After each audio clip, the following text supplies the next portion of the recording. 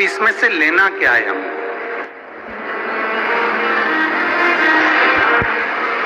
कोई ऐसा होता है जो नर्मदा जी के तट पर घूम रहा होता है,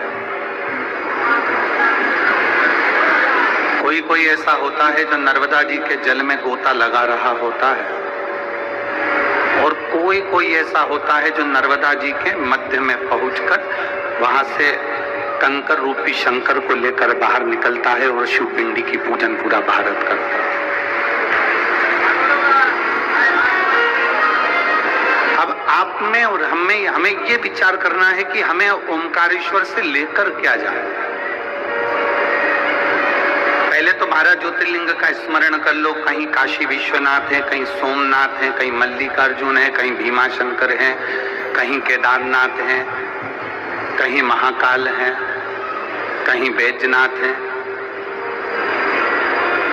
कहीं नागेश्वर, कहीं त्र्यंबकेश्वर। आप जितने ज्योतिर्लिंगों का स्मरण करेंगे सबके नाम अलग अलग हैं। केवल एक नाम पर अगर आप संबोधित होते हैं तो वो ओमकारेश्वर का नाम है। ओम जो शब्द है, ओम जो अक्षर है, उसमें सारा वेद समाया।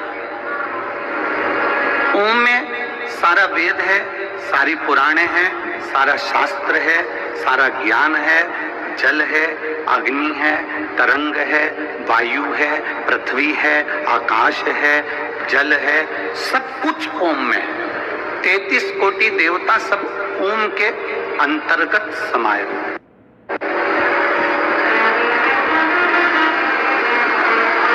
अब जहां कथा सुन रहे हो वो कौन से नाथ है? ओमकारनाथ। जम के बोलो, कौन से नाथ? ओमकारनाथ। क्या नाम है यहाँ का? ओमकारेश्वर। शिव महापुराण की कथा कहती है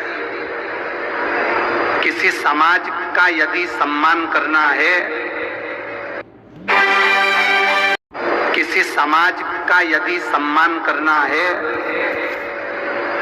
जैसे मान लो कोई साहू समाज है, ब्राह्मण समाज है, माहेश्वरी समाज है, अग्रवाल समाज है, मान लो कोई अन्य समाज है, कोई दर्जी समाज है, कोई ताम्रकार समाज है, कोई स्वर्णकार समाज है, किसी भी समाज का हमें सम्मान करना है तो क्या हम पूरी समाज के व्यक्ति को बुला कर सम्मान करेंगे? बोलो, जम के बोलो रे।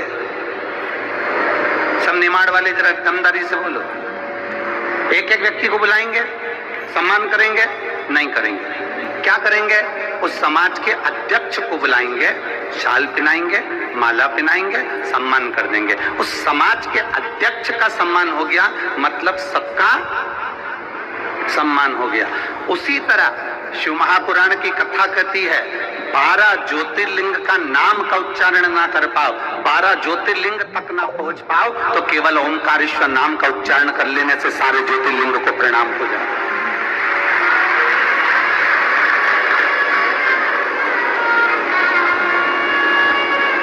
ओम के अंदर पृथ्वी भी है, अग्नि भी है, आकाश भी है, तलातल, रसातल, वायु, सब कुछ है।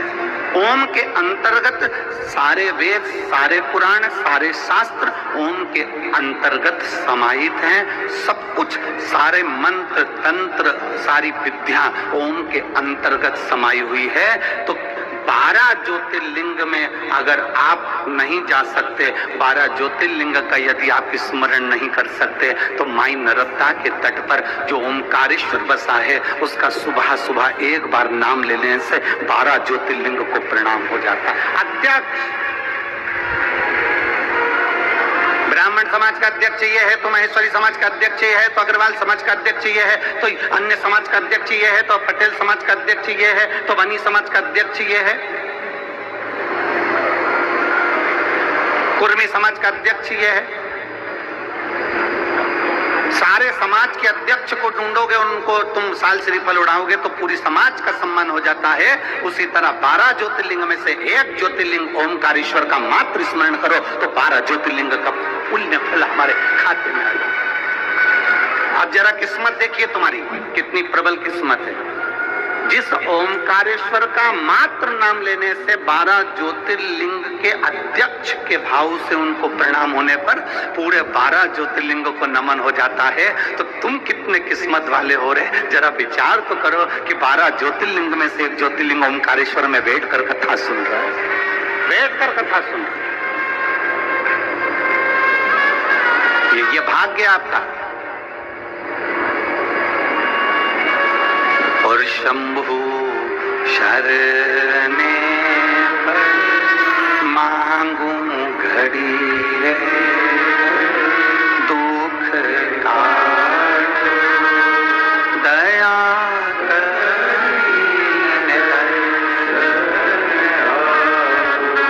शिव कथा कहती है, जब त्रिपुंडधारी, त्रिनेत्रधारी, त्रिशूलधारी जब हमारे हृदय में प्रवेश करता है ना, जब त्रिपुंडधारी हमारे हृदय में जब प्रवेश करता है ना, तो सबसे पहले हमारी तृष्णा को समाप्त कर देता है।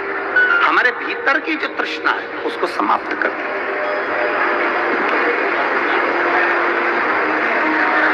कोई तुमसे पूछेंगे,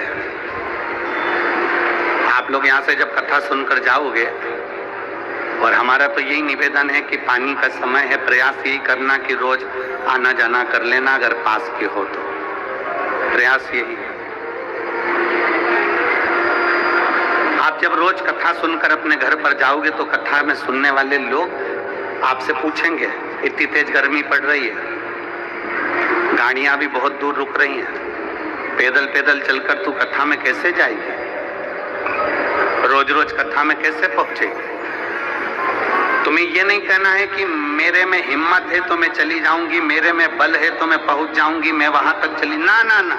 तुम्हें एक ही बात कहना है कि गाड़ी वाला मेरी गाड़ी जहां रोक देगा, उसके बाद मुझे भरोसा है कि मेरा भोलेनाथ नंदी भेज देगा। यह विश्वास होना।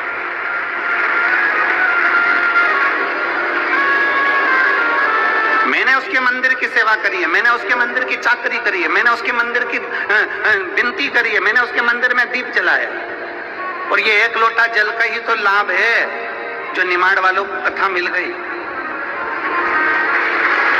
ये एक लोटे जल का ही प्रमाण है, प्राप्ति है। ये आप लोगों ने जो एक लोटा जल चढ़ाया है ना कुंभ महादेव को, ये उसी का फल है। नहीं तो